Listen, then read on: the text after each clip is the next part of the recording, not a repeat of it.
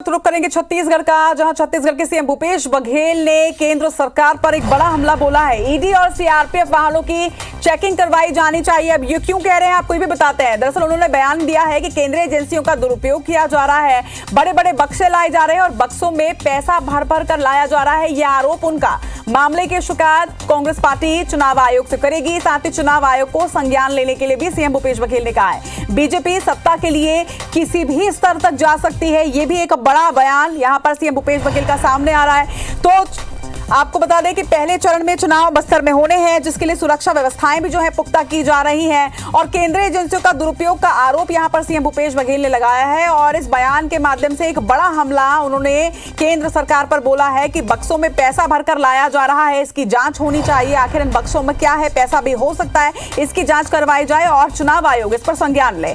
क्या कुछ उन्होंने कहा है अपने पूरे बयान में, ये भी पहले आप सुनिए। भारतीय जनता पार्टी हार मान चुकी है और ये आखिरी दांव है कि बक्सों में पैसे भर भर के लाए जा रहे हैं और उसका उपयोग मतदाताओं को प्रभावित करने के किया जाएगा। इसलिए सभी वाहनों की चेकिंग, खासकर ईडी और सीआरपीएफ के वाहनों की चेकिंग होना चाहिए। ये किसी स्तर पर जा सकते भारतीय जनता पार्टी को सत्ता प्राप्ति के लिए वो किसी स्तर पर ही जा सकते हैं। तो ये मामला बहुत गंभीर है और निर्वाचन आयोग इसको संज्ञान में ले, वैसे हमारे पार्टी की ओर से शिकायत की जाएगी। देखिए, तो चुनाव के वक्त में बयान काफी आते हैं, आरोप प्रत्यारोप भी आते हैं, लेकिन निश्चित तौर पर ये एक बड़ा बयान है, एक बड़ा आरोप यहां पर लगा है। और इसी पर चर्चा करने के लिए हमारे साथ इस वक्त बीजेपी नेता संजय श्रीवास्तव और कांग्रेस नेता घनश्याम राजू तिवारी जुड़ चुके हैं। संजय जी, मैं पहले आपसे ही प्रतिक्रिया लेना चाहूंगी क्योंकि एक गंभीर आरोप है। देखिए, केंद्रीय एजेंसियों के दुरुपयोग का आरोप जो है वो कांग्रेस हमेशा से लगाती रही है, लेकिन चुनाव के वक्त में इस तरह का दुरुपयोग किया जाएगा, इसका ये जो आरोप उन्होंने लगाया है कि बक्सों में पैसा भरकर लाया जा रहा है, ये गंभीर आरोप, इस पर आप क्या कहेंगे? देखिए, ये गंभीर आरोप नहीं है, ये गंभीरता का अभाव है मुख्यमंत्री के बयान पर। जब जब कांग्रेस हारने की स्थिति में होती है, चाहे वो एटीएम पर सवाल खड़ा करती है, और मुझे लग रहा है 2023 के विधानसभा चुनाव में अब लगभग हार की कगार की स्थिति पर अब ये स्क्रिप्ट लिखना चालू कर दिए हैं। यदि हारना तो तय है, लेकिन हार के कारणों को और स्क्रिप्ट लिखना इन्होंने चालू किया है और लोगों में भ्रम फैलाने का काम कर रहे हैं कि हम इन कारणों से आ रहे हैं।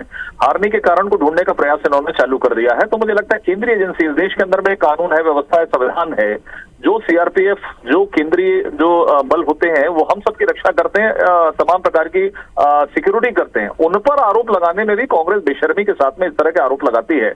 अरे कर ले, जांच कर ले, करना हो तो केंद्रीय सीआरपीएफ के लोग आएंगे, बक्सा उनके जो सामान रहते हैं उस पर यदि इस तरह के आरोप है, एक मुख्यमंत्री को शोभा नहीं देता।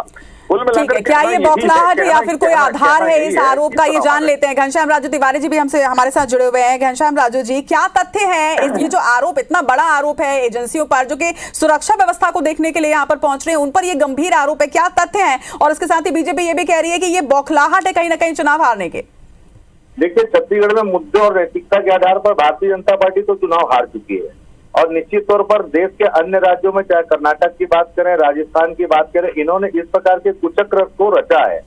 और निश्चित तौर पर प्रदेश के मुख्यमंत्री अगर एक गंभीर आरोप लगा रहे हैं कि ईडी और सीआरपीएफ के जवान के बक्से में रुपए आ सकते हैं, आ रहे हैं, और जिसकी शिकायत भी हम कहीं ना कहीं इलेक्शन कमीशन को करने जा रहे हैं, तो हमारे आरोप है। और इस आरोप से भारतीय जनता पार्टी इतनी घबरा क्यों रही है?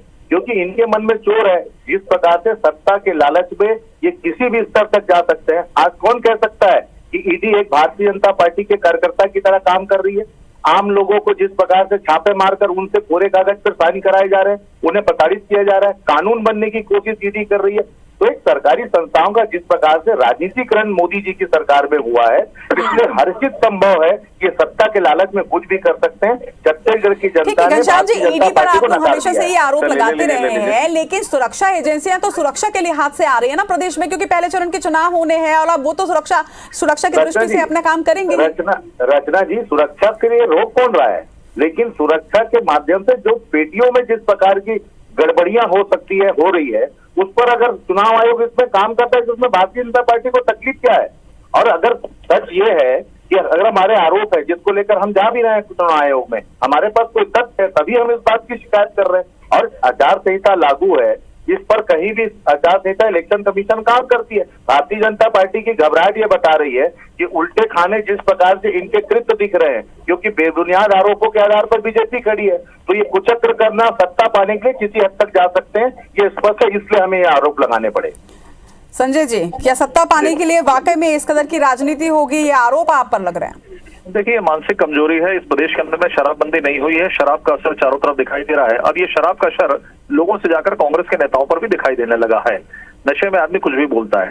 सीधी सी बात है, जो ईडी तो पहले जांच कर रही थी, आपने गलत काम किया, ईडी को पार नहीं पा पाए, तो अब इनकी नैतिकता देखिए कि केंद्रीय रिजर्व पुलिस, तो सीआरपीएफ पर भी आरोप, जो सुरक्षा, जो सिक्योरिटी, जो तमाम प्रकार की चीजें हैं। चुनाव जीतने के बाद ये कुछ नहीं कहते, राजस्थान कर्नाटक में चुनाव जीतने के बाद एक शब्द नहीं कहा। यहाँ निश्चित हार को देखते हुए एक बार स्क्रिप्ट, मैंने कहा ना, कहानी लिखी जा रही है। ये कह रहे थे कि ईडी में लोगों ने बोला, अरे आपके अलावा कोई नहीं बोल रहा कि ईडी गलत कर रही है, केवल आप कांग्रेस के लोग कह रहे हैं, क्योंकि हर एक कांग्रेसी पकड़ा रहा है। ईडी के चंगुल में वही कांग्रेसी आ रहा है जिन्होंने 5 साल भ्रष्टाचार किया था। तो कुल मिलाकर आज मुझे तो थोड़ा सा लग रहा था कि हम कितनी सीटें जीतेंगे, हम कितना जीत रहे हैं, लेकिन आज मुख्यमंत्री जी के बयान से मुझे स्पष्ट हो गया है कि अब कांग्रेस चारों खाने चित्त है, और ये तय है कि आज 2 तारीख को उन्होंने मोहर लगा दी है, क्योंकि कि अब कांग्रेस इस प्रदेश में नहीं आने वाली है। सीआरपीएफ पर आरोप लगाना कि बक्से में पैसा है, ये स्पष्ट कर रहा है कि अब भूपेश बघेल जी ने स्वयं स्वीकार कर लिया है कि अब वो प्रदेश में सत्ता में नहीं आने वाले हैं। मैं उनको दिल से धन्यवाद ज्ञापित करता हूँ। ठीक है, घनश्याम राजू जी बोलिए। रचना जी, भारतीय जनता पार्टी इस प्रकार के बयान से ये सोचने की कोशिश न करे कि कहीं न कहीं जवानों के ऊपर ये प्रहार है, लेकिन जवानों के रास्ते जिस प्रकार की राजनीतिक रोटी सेकने का काम छत्तीसगढ़ में भारतीय जनता पार्टी कर रही है, और अमित शाह जी जिस प्रकार के राजनीतिक चाणक्य कहे जाते हैं, उनके इस प्रकार के कृत्य हमने देश के अन्य राज्यों में देखा है। और छत्तीसगढ़िया हम बहुत सीधे साधे लोग हैं, इस प्रकार के कुचक्र और प्रपंच को हम समझते नहीं है। अगर ये आरोप है तो इस आरोप के पीछे तथ्य हैं, इसके आधार पर हम ये बातें कर रहे हैं, और ये जवानों की बात ना करें तो ज्यादा अच्छा है, जिन्होंने अपनी राजनीति के लिए पुलवामा में सैकड़ों हजारों की संख्या में लोगों की जवानों को शहादत हो गई, आज तक कश्मीर शांत नहीं हुआ, ये जवानों के लिए बात कर रहे हैं। छत्तीसगढ़ की 3 करोड़ जनता भूपेश बघेल जी की न्याय और भूपेश बघेल जी की जो कार्य योजना है उसको सराह रही है। भारतीय जनता पार्टी के पैर उखड़ चुके हैं, ये पहले ईडी के बैसाखी के रास्ते वैतरणी पार करना चाहते हैं। अच्छा घनश्याम जी, एक छोटा सा सवाल है मेरा, आप कह रहे हैं कि अगर कुछ गलत नहीं है तो फिर चुनाव आयोग को सारे तथ्यों की जांच करने देना चाहिए, और अगर जो आरोप लगाए जा रहे हैं उन बक्सों की जांच की जाती है और कुछ भी नहीं निकलता है, तब आपका टेक क्या होगा? क्या उसके बाद सीआरपीएफ से माफी मांगी जाएगी? रचना जी, ये हमारे आरोप है, आरोप बेबुनियाद होंगे नहीं होंगे ये काल्पनिक काल्पनिक प्रश्न है, लेकिन चुनाव आयोग के संज्ञान में लाना, हम राजनीतिक दल के लोग हैं, और चुनाव आचार संहिता के आधार पर इलेक्शन कमीशन को संज्ञान में लाना हमारी जिम्मेदारी है। लेकिन सर, सुरक्षा एजेंसियों के ऊपर अगर आप इस तरह से आरोप लगा रहे हैं, वही सुरक्षा एजेंसी जो आपके प्रदेश की सुरक्षा के लिए ही आई है, चुनाव अच्छे से हो, शांतिपूर्ण तरीके से हो, इसके लिए ही आई है वो। रचना जी, सुरक्षा को लेकर आप इसमें पैंच मत करिए। हम सुरक्षा के नाम पर जवानों के ईमानदारी पर कोई शक नहीं कर रहे हैं, लेकिन उनके बक्से में जिस प्रकार से गलत तरीके से रुपये भरकर यहाँ छत्तीसगढ़ लाया जा रहा है, हमारा आरोप उस पर है। आप सुरक्षा और जवानों के ईमानदारी पर हम प्रश्न नहीं उठा रहे हैं, वो हमारी देश की रक्षा करते हैं, उनके लिए हम समर्पित हैं। ठीक है घनश्याम जी, मैं एक आखिरी कमेंट ले लेती हूँ। संजय जी, आखिरी कमेंट।